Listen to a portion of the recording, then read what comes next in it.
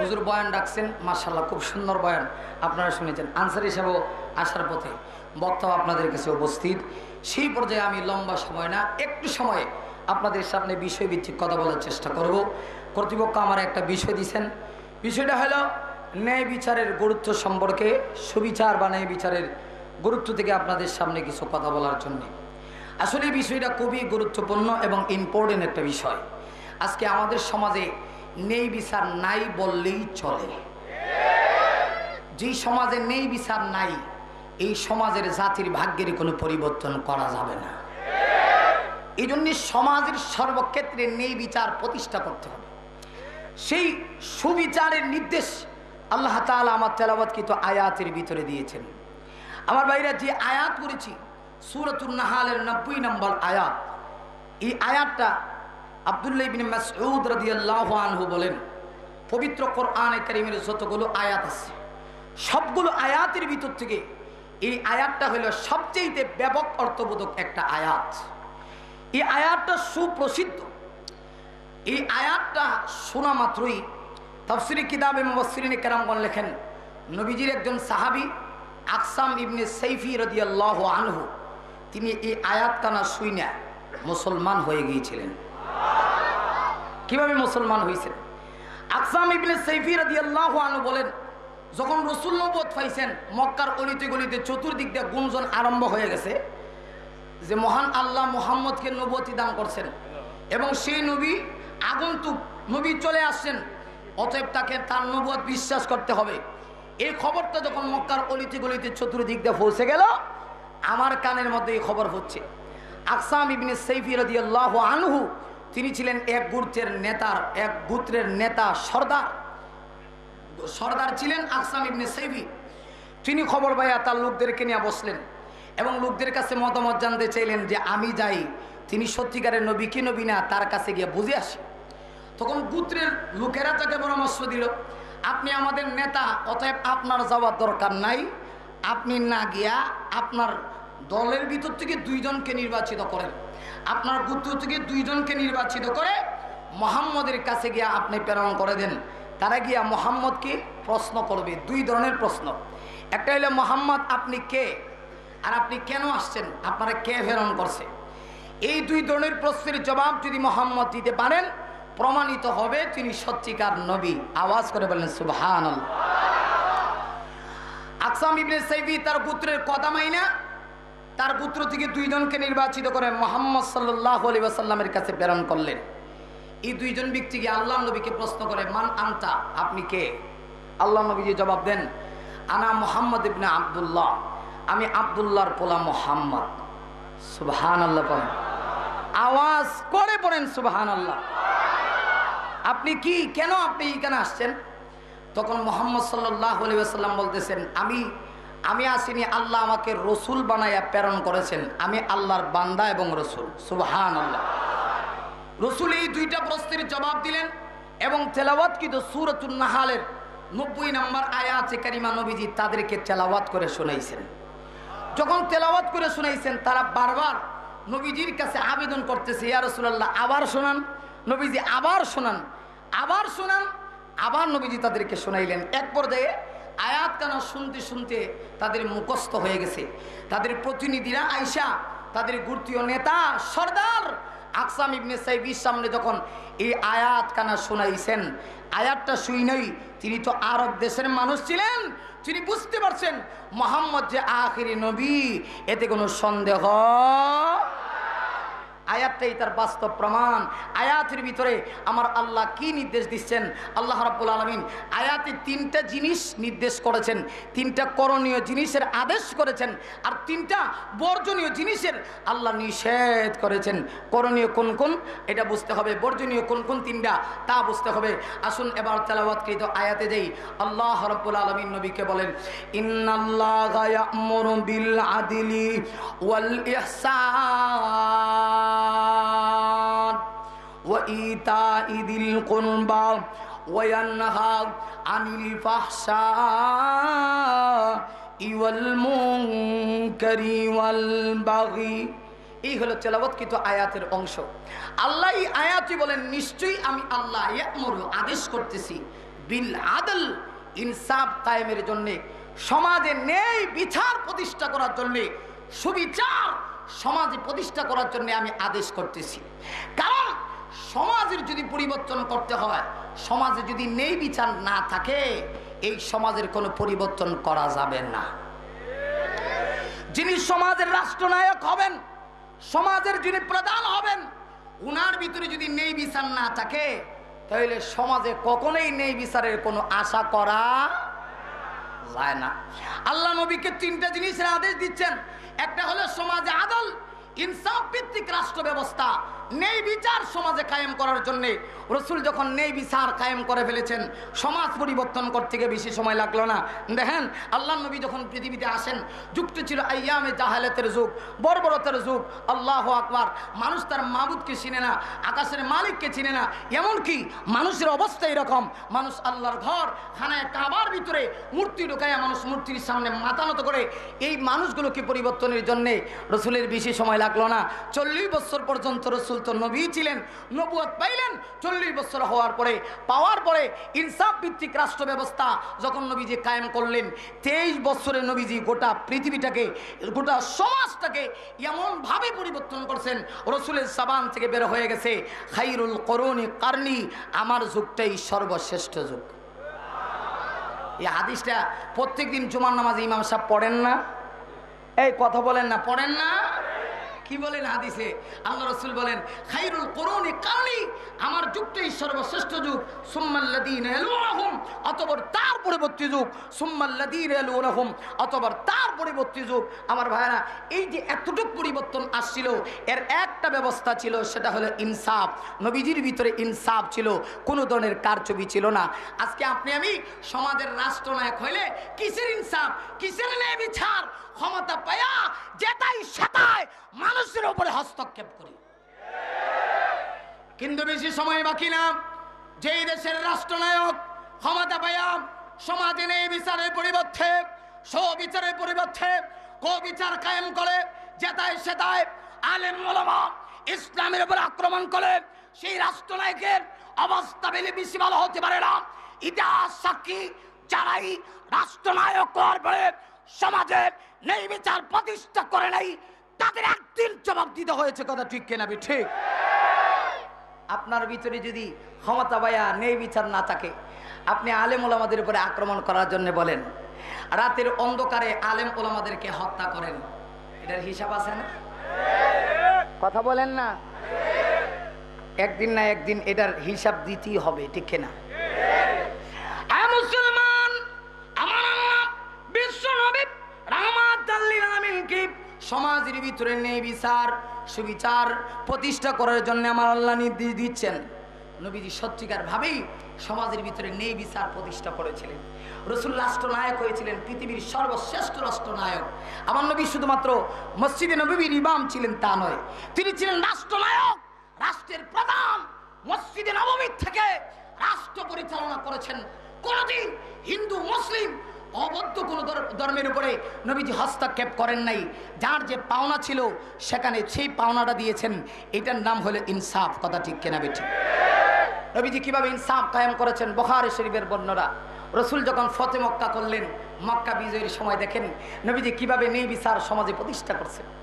নবীজি যখন ফতে মক্কা করলেন, মক্কা বিজয় হয়ে গেল, ওই সময় মক্কা বিজয়ের সময় একজন মহিলা ছুরির মধ্যে ধরা পড়ছে। কিসের মধ্যে? ছুরি হয়নি আমাদের সমাজে, ছুরির তো একটা হদ আছে, আইন আসেনি, ইসলাম মোতাবেক একটা আইন আসেনি। কোরআন শরীফে আল্লাহ বলছেন না, সূরা নূরের ভিতরে এক আয়াতে আল্লাহ বলছেন ওয়াস-সারিকাতু ওয়াস-সারিকু ওয়াস-সারিকাতু ফাকতাউ আইদিয়াহুমা জাযাআম বিমা কাসাবা নাকালাম মিনাল্লাহ। এ মুসলমান, ইসলামী রাষ্ট্র যদি হয়, রাষ্ট্র যদি ইসলামী হয়, কোরআনের আইন হলো চুর এবং চুন্নি ধরা পড়লে আল্লাহর কোরআনের আইন ফাকতাউ আইদিয়াহুমা, তাদের উভয়ের হাত কেটে দেওয়া হবে। জাযাআম বিমা কাসাবা, এটা হলো তাদের জাযা, এটা হলো তাদের প্রতিদান। যদি ইসলামী রাষ্ট্র হয়ে, কথা ঠিক কিনা? আমাদের দেশটা কি ইসলামী রাষ্ট্র? ইসলামের কথাই কওয়া যায় না। ইসলামের কথা কইলে অসুবিধা, আর ইসলামী রাষ্ট্র, আল্লাহু আকবার। আমরা কোন দেশে বাস করি এখন? হ্যাঁ, কিন্তু আজকের ময়দান থেকে আমি জানতে চাই, আপনি আমি যদিও ইসলামী রাষ্ট্র নয়, কিন্তু ইসলামকে আপনি আমি মহব্বত করিনি না করি না? জানের চাইতে বেশি না কম? মালের চাইতে বেশি না কম? মুসলমান, এই কথা স্মরণ রাখতে হবে।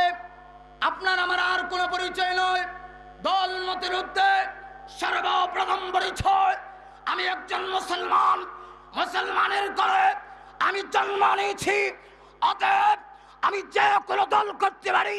আমার ইসলাম, আমার কোরআন, আমার নবী, আমার ধর্ম, আমার নবীর ওয়ারিস আলেম ওলামার উপরে কোন জন আক্রমণ আসলে দল বা নির্বিশেষে বাতিলের মোকাবেলা করতে গিয়া আমাদেরকে যদি আন্দোলনের নামতে হয়, যাদের ঘোষণা করতে হয়, সেই কোন আলেম আমাদের কোন রাবার আমাদেরকে যদি ডাক দেন, আমরা সেই ডাকে জবাব দিতে কারা কারা প্রস্তুত আছে হাত উঠায় দেখায় দিন ইনশাআল্লাহ।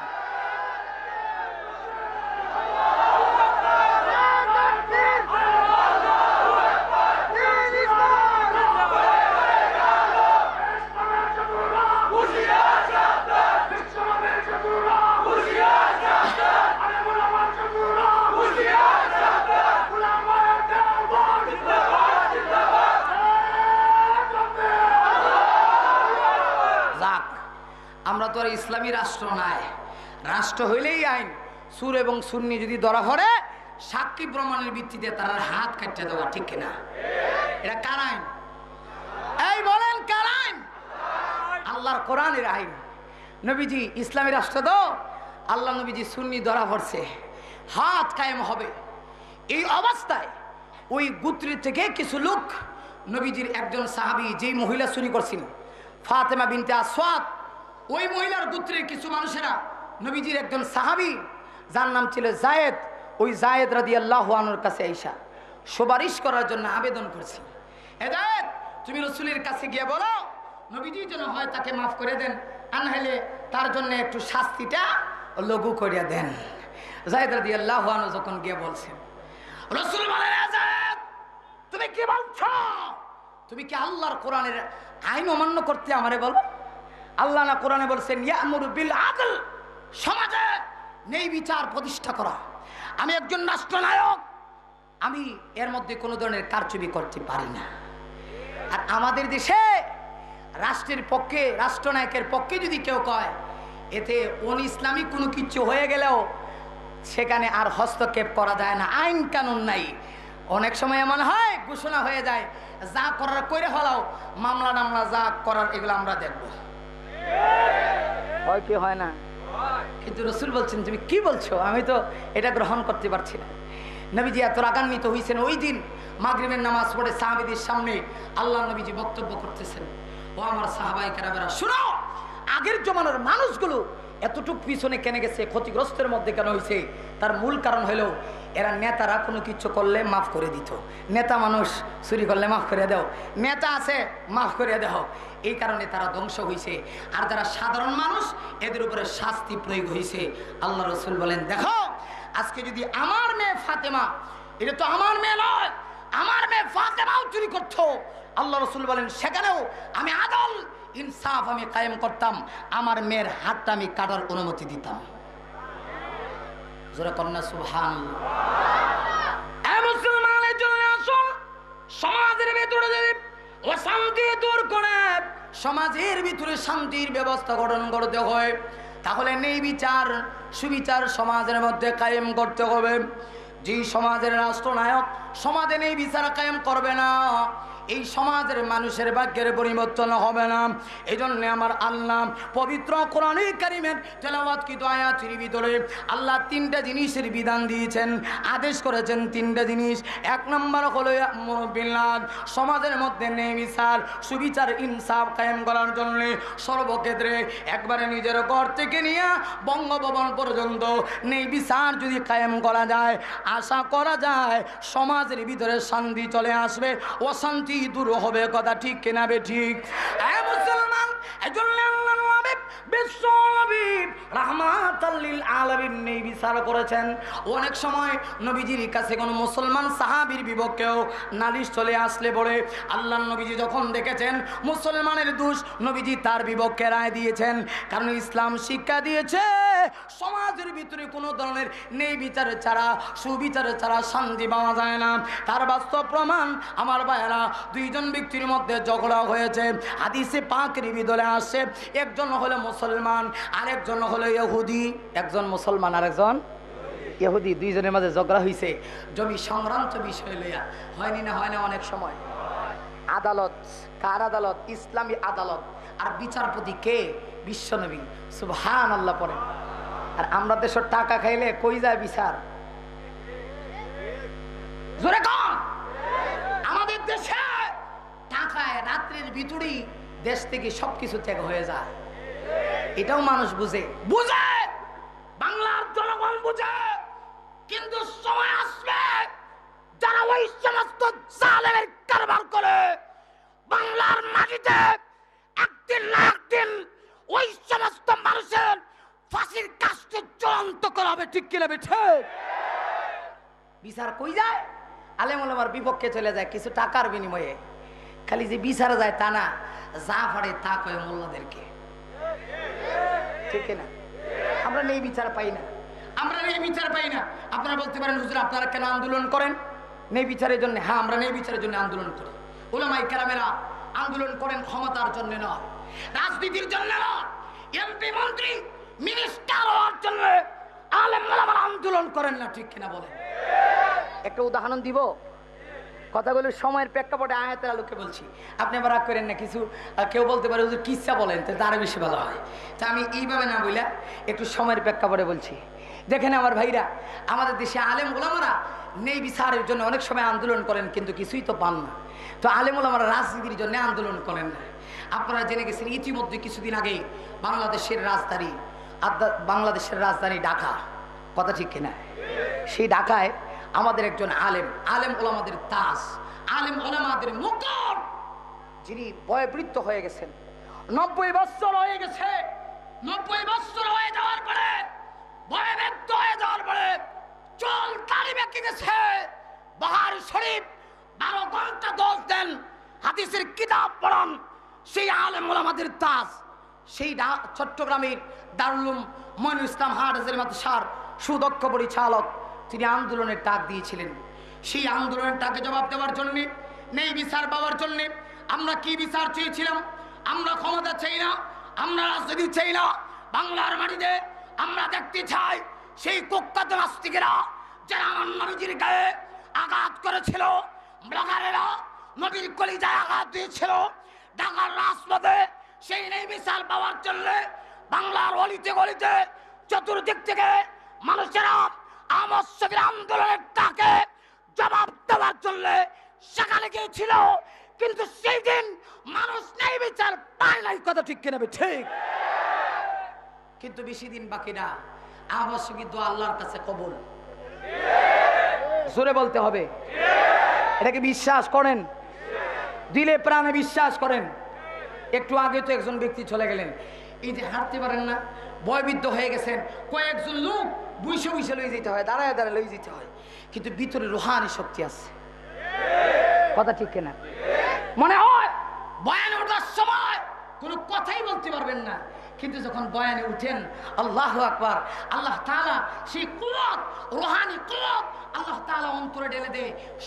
কয়েক ঘন্টা সময় কথা বললেও মনে হয় যেন ওই যৌবন কালের এখনো এই অবস্থা রয়ে গেছে। কি বলেন ঠিক না? এটা হলে আমাদের আলেম ওলামাদের আল্লাহ তাআলার পক্ষ থেকে বিশেষ নিয়ামত। অতএব নেই বিচার তো আমরা পাইলাম না। সেদিন আমরা গিয়েছিলাম আমাদের নবীজির কলিজার গায়ে যারা আঘাত করেছিল তাদের বিপক্ষে, নেই বিচারের পক্ষে আমরা গিয়েছিলাম, আমরা পাই নাই। আজকের ময়দান থেকে শুধু একটা কথা বলতে চাই, যদিও আমরা পাই নাই, বাংলার মাটিতে একদিন বিচার হবে। এটা কি সকলেই চান? হাত উঠে বলেন, হাত উঠে বলেন চান। যদি চান তাহলে আমি আপনার কাছে জানতে চাই, সেই এই বিচার পাওয়ার জন্য আপনাকে আমাকে যদি জীবন ধরে দিতে হয়, শাহাদাতের নজরানা পেশ করতে হয়, নিজের রক্ত ঢেলে দিতে হয়, কারা কারা রাজি আছেন একবারে দাঁড়ায় বলতে হবে ইনশাআল্লাহ। সকলে দাঁড়ায় যান ইনশাআল্লাহ, সকলে দাঁড়ায় যান ইনশাআল্লাহ। আল্লাহ যেন কবুল করে।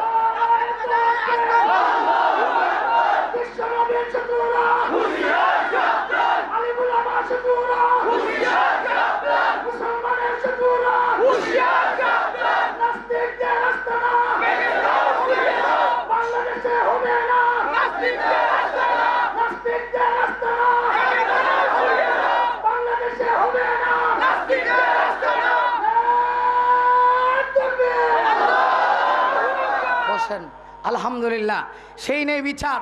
ইনশাআল্লাহ আমরা একদিন দেখবো ইনশাআল্লাহ, ঠিক না? তবে সময়ের পালা, সময়ের ব্যবধান। আল্লাহ রসুল সেই নিয়ে বিচার করতেন। দেখেন যেই কথাটা বলতেছিলাম, নবীজির আদালতে মামলা হয়েছে দুই ব্যক্তির, একজন মুসলমান আর একজন ইহুদি। আল্লাহ নবীজি তার তথ্য তালাশ করে দেখলেন এই দুই ব্যক্তির ভিতরে দোষ কার। নবীজি দোষ দেখলেন মুসলমানের দোষ। তো আল্লাহ নবী তো নেই বিচারক বাদশা, রাষ্ট্র আদর্শ রাষ্ট্র নায়ক নবীজি ছিলেন। আমাদের দেশের হইলে কই যাই, আমার দলের মানুষ তো সব মাফ। এই কি বলেন, ঠিক কিনা? পরে এরপরেরটা ইসা কয় আমার দলের মানুষ সব মাফ। পরে সমাজে শান্তি হয় না অশান্তি হয়? নেই বিচার যতদিন পর্যন্ত সমাজে কায়েম না হবে শান্তির আশা করা। আদর্শ রাষ্ট্রনায়ক শিক্ষা দিয়েছিলেন কিভাবে নেই বিচার করতে হয়। প্রিয় নবীজি যখন দেখলেন ইহুদি আর মুসলমান দুইজনের মধ্যে ঝগড়া হইল, ওই মুসলমান ব্যক্তির দোষ বেশি, নবীজি তার বিপক্ষে রায় ঘোষণা করে দিলেন। সুবহানাল্লাহ, আওয়াজ করে পড়েন সুবহানাল্লাহ। এ মুসলমান, আল্লাহর নবী বিশ্ব নবী রাহমাতাল লিল আলামিন যখন তার বিপক্ষে সঠিক নেই বিচার করে বিপক্ষে রায় ঘোষণা করে দিলেন, লোকটা রায়টা মানল না। রায় না মেনে ওই লোকটা উচ্চ আদালত থেকে নিম্ন আদালতে চলে গেল। আসল বিচারপতি বিশ্ব নবী আর নিম্ন আদালত হযরত উমরের আদালত। যে আদালতই বিচারপতি হযরত উমর, আর উমরের এখন তো বিচারপতি চলে না, কারণ উচ্চ আদালতে বিচারপতি আছেন, ঠিক কিনা? সেই উমরের আদালতে চলে গেছে। উমর আল্লাহ গিয়া মনে মনে ভাবছেন, দেখেন হে আবার মনে মনে ভাবতেছে যে উমরের কাছে গেলে মনে হয় উমর যদিও আমার দোষ, উমর হয়তো বা আমার পক্ষে একটা রায় দিয়ে দিবে। অসুবিধা হইতেছে, মানুষ জায়গা হচ্ছে না। যাক, আমি ভাবছিলাম মনে শেষ করবো, হ্যাঁ শেষ করে নেবো নাকি? অসুবিধা হইতেছে আপনাদের? তাইলে একটু একটু সামনে আগান। অনেক ভাই পিছনে, অনেক ভাই লোক দেখা যাচ্ছে না, একটু সামনে আগান। 1 মিনিট জিকির পড়েন, লা ইলাহা ইল্লাল্লাহ,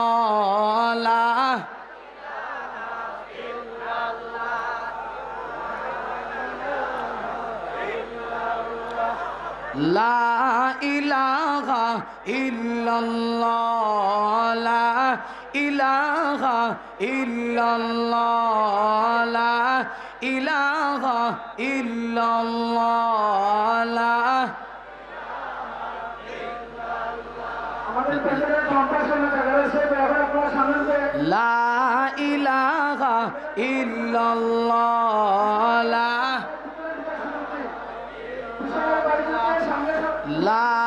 ইলাহা ইল্লাল্লাহ, লা ইলাহা,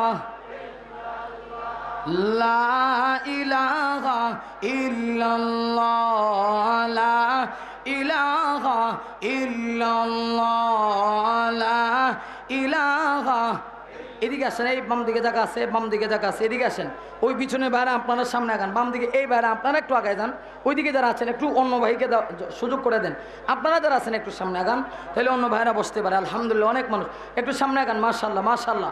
আর মহব্বতে জিকির পড়েন, লা ইলাহা ইল্লাল্লাহ, লা ইলাহা ইল্লাল্লাহ।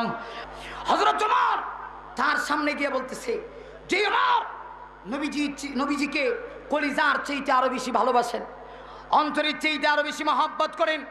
নবীজি যেখানে বিচারক ছিলেন ওই বিচারের রায় নামাই না, ওমরের আদালতে চলে গিয়া কয়, ওমর আমি তো একজন মুসলমান, আমি যদিও দোষী, আপনার নবীর দরবারে গেছিলাম, বিশ্ব নবী বিচারক, কিন্তু মুসলমানের বিপক্ষে রায়টা কিভাবে দিচ্ছেন ওমর, এই জন্য মানতে পারছি না।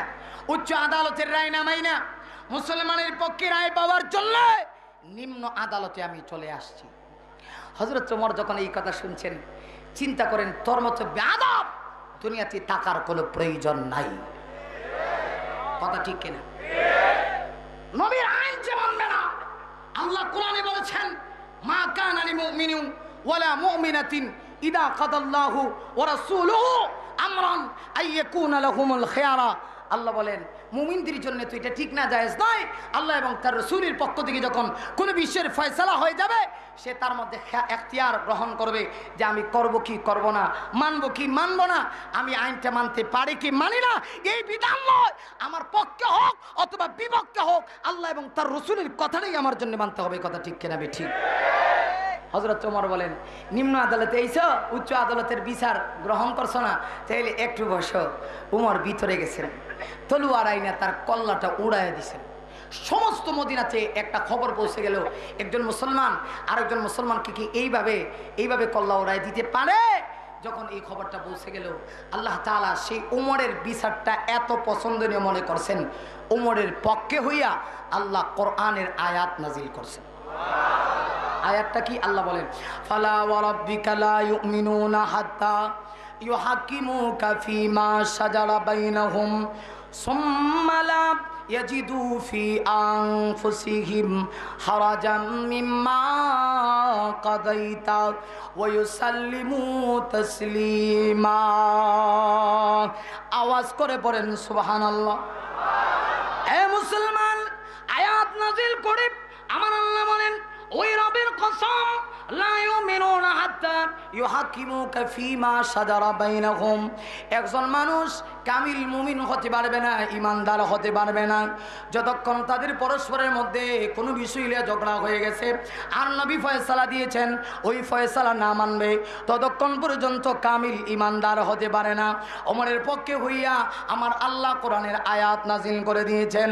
তাহলে ওই বিচারের মাধ্যমে প্রমাণিত হয়ে যায় আমার আপনার নবী বিশ্বনবী আদর্শ রাষ্ট্রনায়ক হিসাবে গোটা সমাজের ভিতরে তিনি নেই বিচার প্রতিষ্ঠা করেছেন। চাই মুসলিম হোক, চাই অবুদ্ধ হোক, চাই নাসারা হোক, চাই খ্রিস্টান হোক, বিচারের বেলায় আল্লাহ নবীজি নেই বিচার প্রতিষ্ঠিত করেছেন। ঠিক কিনা? সেই নেই বিচার প্রতিষ্ঠার নির্দেশ আল্লাহ তাআলা সূরাতুন নাহলের 90 নম্বর আয়াতের প্রথম অংশে দিয়েছেন, ইন্নাল্লাহা ইয়া'মুরু বিল আদল। আল্লাহ আদেশ করছেন সমাজে নেই বিচার প্রতিষ্ঠা করার জন্য। আসুন আল্লাহ তাআলা আমাদের প্রত্যেককে সমাজের ভিতরে যেন নেই বিচার, সুবিচার সর্বক্ষেত্রে প্রতিষ্ঠিত করার আল্লাহ যেন তৌফিক দান করেন। সকলে বলে আমিন। ওয়া আখিরু দাওয়ানা আনিল হামদুলিল্লাহি রাব্বিল আলামিন। আসসালামু আলাইকুম ওয়া রাহমাতুল্লাহি ওয়া বারাকাতুহু।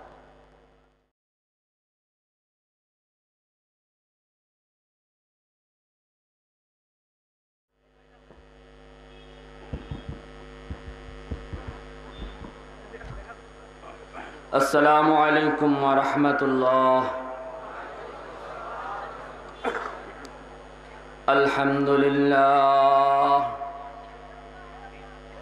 अल्हम्दुलिल्लाहिल्लज़ी हदाना लिहाज़ा व मा कुन्ना लिनहतदिय लौला अन हदानल्लाह وأكمل لنا ديننا وأتم علينا نعمته ورضي لنا الإسلام دينا ونشهد أن لا إله إلا الله وحده لا شريك له لا وزير له ولا نذير له لا والد له ولا ولد له لا زوجة له ولا أم له هو الحي القيوم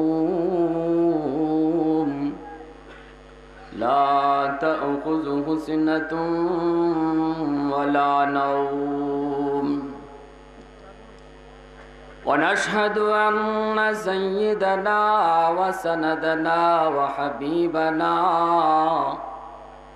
وحبيب ربنا وطبيبنا وطبيب أرواحنا ومحبوبنا ومعشوقنا ومرشدنا ومولانا محمدا عبده ورسوله صلى الله عليه وعلى آله وأصحابه الذين هم خلافة العرب العربام وخير الخلائق بعد الأنبياء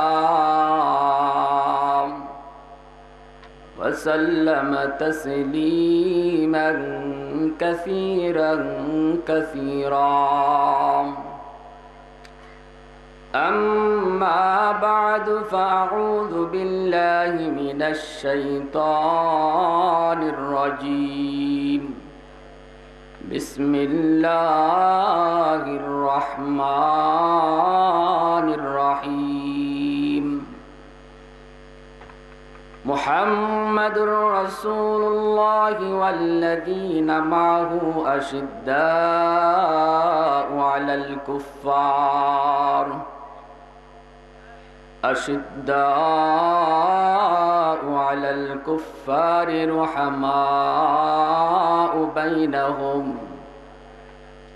رحماء بينهم تراهم ركعا سجدا يبتغون فضلا من الله ورضوانا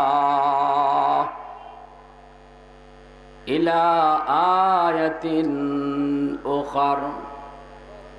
وقال رسول الله صلى الله عليه وسلم سيكون بعدي أمراء فمن دخل عليهم فصدقهم بكذبهم وأعان على ظلمهم فليس مني ولست منه وليس بوارد علي الحوض.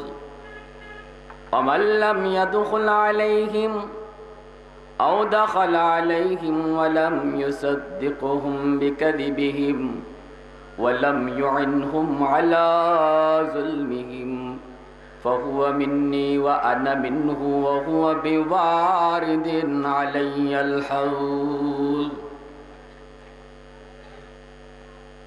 صدق الله مولانا العظيم وصدق رسوله النبي الكريم ونحن على ذلك من الشاهدين والشاكرين والحمد لله رب العالمين.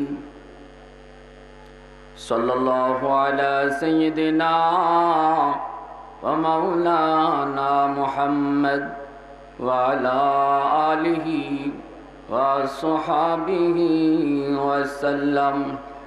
সবাই দুরুদ ইব্রাহিম পড়ি, উত্তম দুরুদ আওয়াজ করে।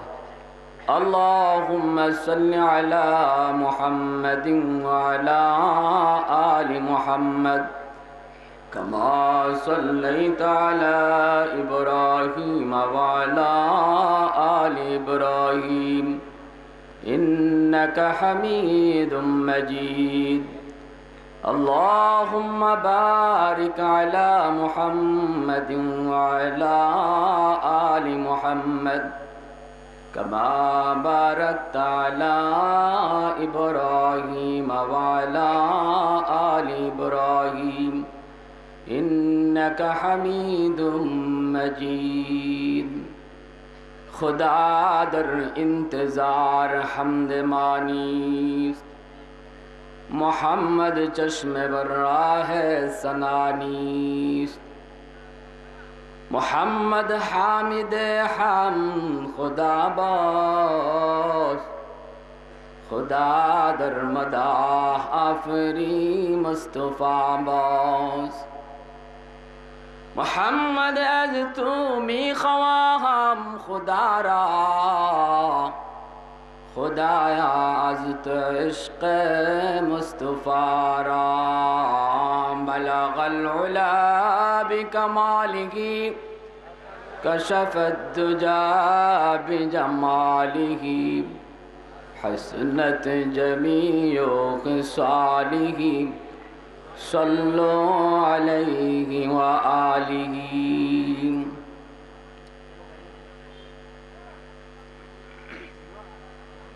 দুর্লভপুর এলাকাবাসী কর্তৃক আয়োজিত 3 দিনব্যাপী 16তম বার্ষিকী তাফসীরুল কোরআন মহাসম্মেলনের আজ সমাপনী দিবসের সম্মানিত সদরে জলসা সভাপতি সাহেব, উপস্থিত জাতির বিবেক, জাতির কর্ণধার মুআজ্জাজ মুকাররম উলামায়ে কিরাম,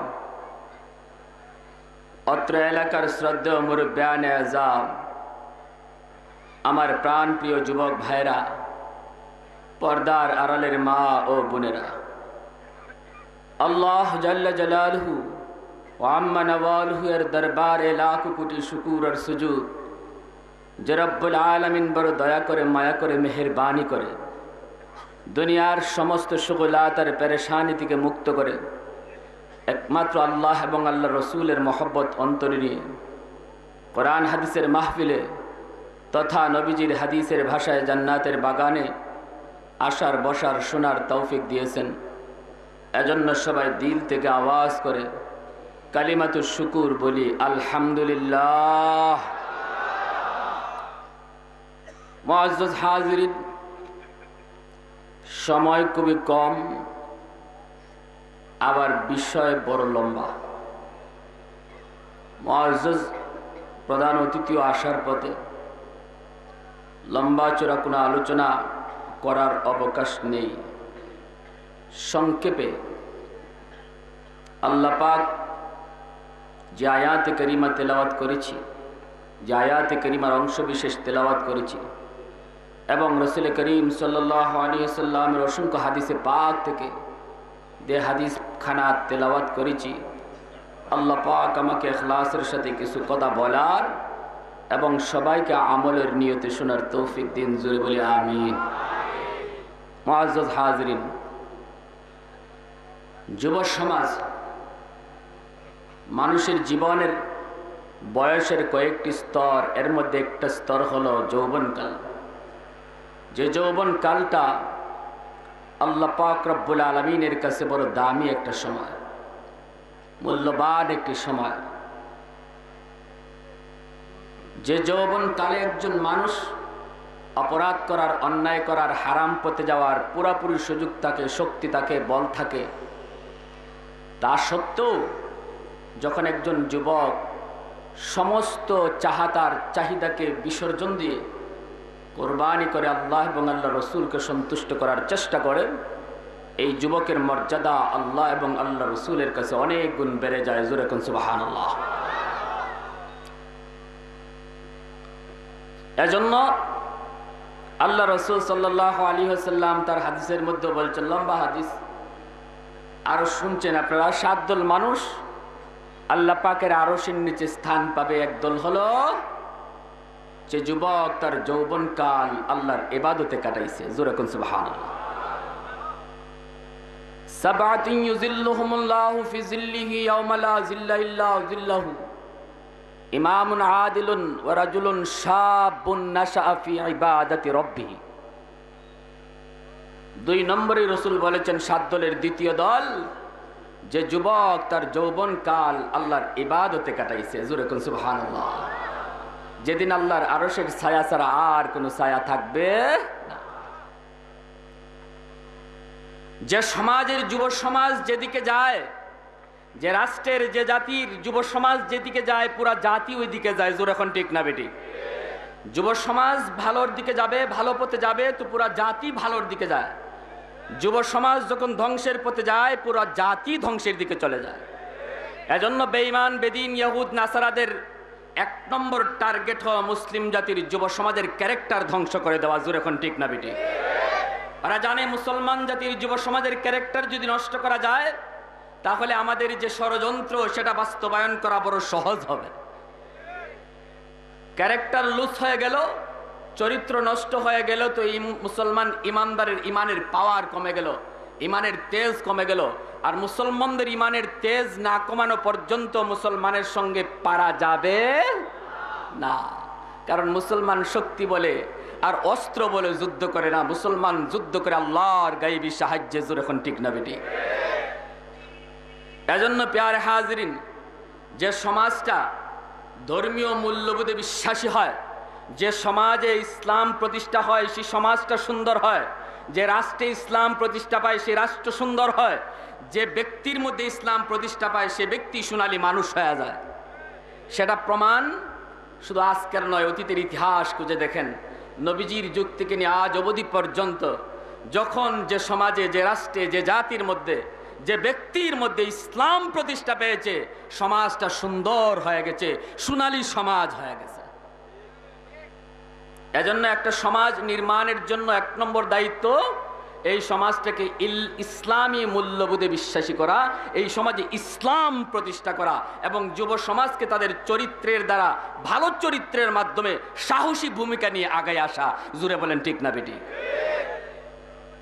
প্যারে হাজরিন, যে আদর্শের ভিত্তিতে ইসলামটা আগাবে, যে আদর্শের ভিত্তিতে সমাজে ইসলাম প্রতিষ্ঠা পাবে, সে সকল আদর্শের একটা আদর্শের কথা আমি যে আয়াতে কারিমা তেলাওয়াত করেছি, এই আয়াতে আল্লাহ পাক বলতেছেন, লম্বা চড়া কোনো ভূমিকায় গেলাম না, আল্লাহ পাক রব্বুল আলামিন নিজে বলেন কোন আদর্শের ভিত্তিতে নবী এবং নবীর হাতে গড়া সাহাবায়ে কেরাম ইসলাম প্রতিষ্ঠা করেছেন, সমাজকে সুন্দর করেছেন। যে সমাজের মধ্যে মারামারি, হানাহানি, কাটাকাটি, খুন খারাপি ছিল না।